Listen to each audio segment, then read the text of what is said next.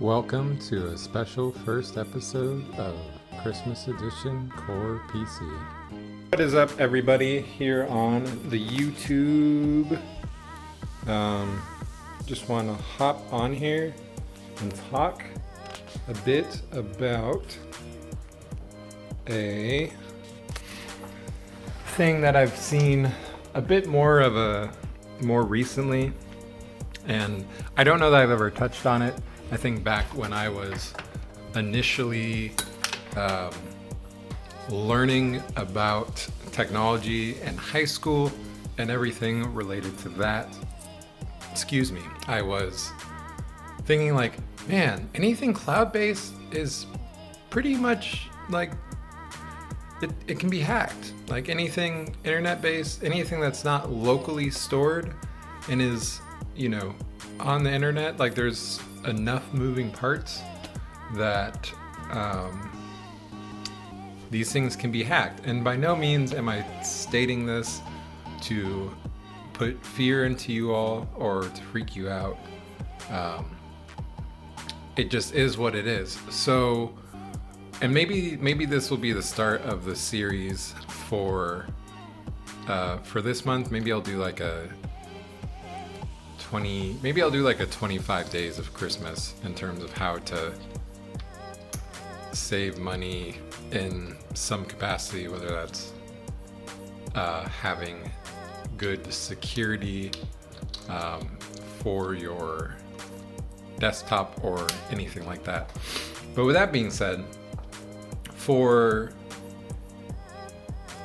password managers, I've noticed recently that LastPass has sent out not one, but two separate emails in terms of having dealt with some sort of breach in their software, which happens, I mean, no software is perfect. Anytime there's the potential for people being able to pretty much just go onto the,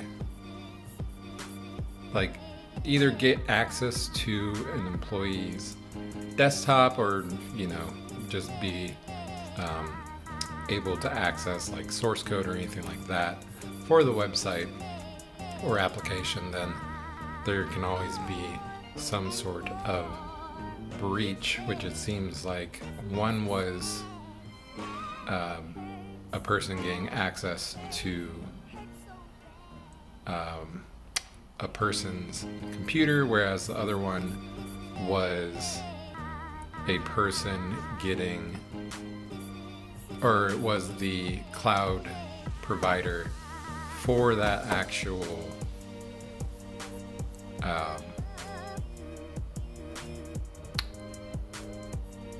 application for LastPass being hacked. If I recall correctly, let me actually double check my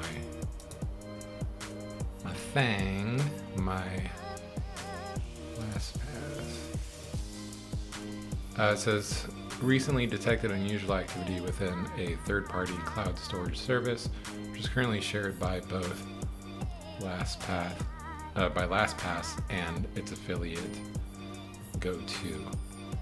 It goes on to say, we immediately launched an investigation, engaged Mandiant, a leading security firm, and alerted law enforcement. We've determined that an unauthorized party using information obtained in the August 2022 incident, which was about 4 months ago, was able to gain access to certain elements of our customers' information. And then it says, of course, our customers' passwords remain safely encrypted due to LastPass zero knowledge architecture, which is basically where there's no, the information is not stored locally on their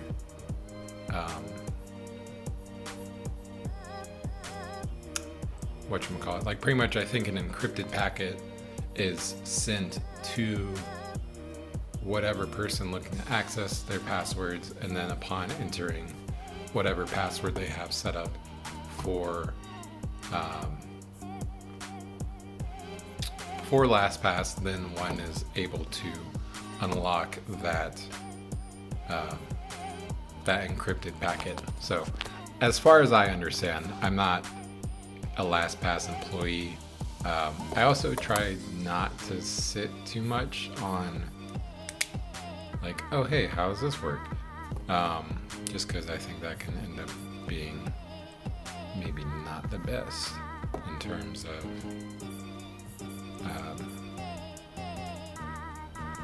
having, I don't know. I mean, I guess like, yeah, I'm a pretty alright person. I think I'd be fine knowing. I always use it to blackmail. Anyhow, but continuing off of that, these things can be concerning, right?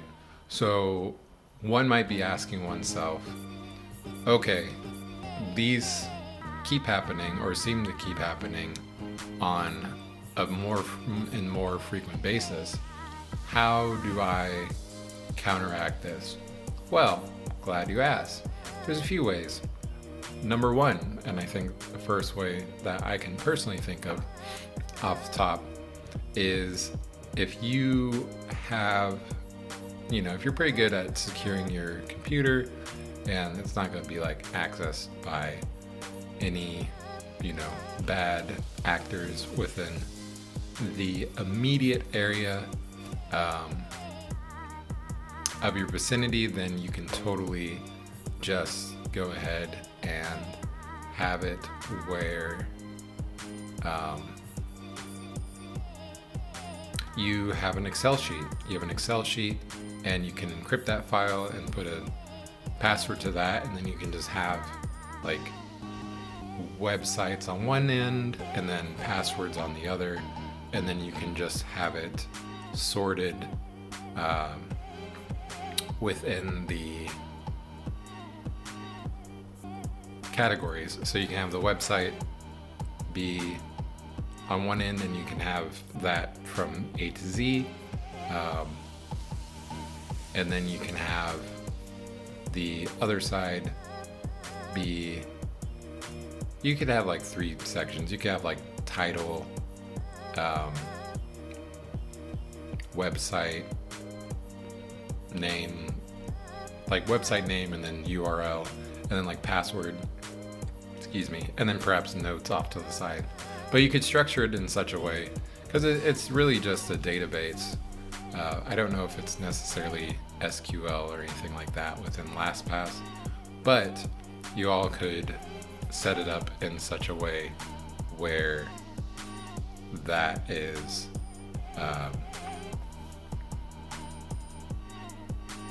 like easily accessible on your desktop, and then just access it that way. You could also do like, this one's a little bit more complicated, but you could find a program that stores strictly locally on your computer, and then that one maybe has like a search function which would still pull from an Excel sheet. So I think the easiest way to go about it would just be having an Excel sheet and then encrypting that. And yeah, so really I guess I just want to touch a little bit on kind of the options where it's like, oh, because I think a lot of times things can be made to be seemingly the needed answer, like the needed thing, because marketing, like it seems like the needed product, when in fact one who has like a pretty basic understanding of computers, in my opinion, Excel is pretty basic and straightforward, that one can just go into that and then have it set up in such a way where that is your password manager, and then you don't have to worry about any hacks from the cloud, and you don't have to worry about really anyone but yourself and what you're doing with that particular app. So seemingly random, but I think I wanted to be able to put out a video that, you know, could inspire someone to make something that just helps them like self-manage their own passwords and not just really have to worry about like potentially being hacked and you know, like losing out on money or losing out on time trying to get certain information back or to change certain information or, you know, anything like that. So I hope that you all found this sort of not really unintentional, but this I guess day one of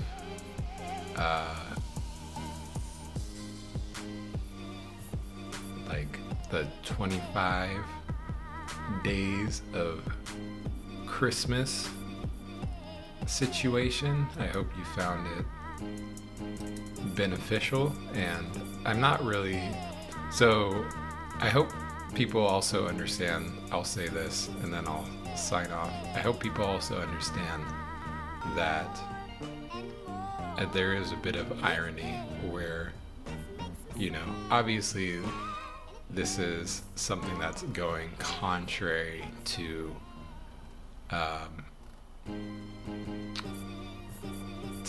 capitalism and whatnot. So it's continuing on with my theme of contentment and just working on, you know, and I think just trying to be generous, but just continuing on in the theme of contentment that I've been pushing out in relation to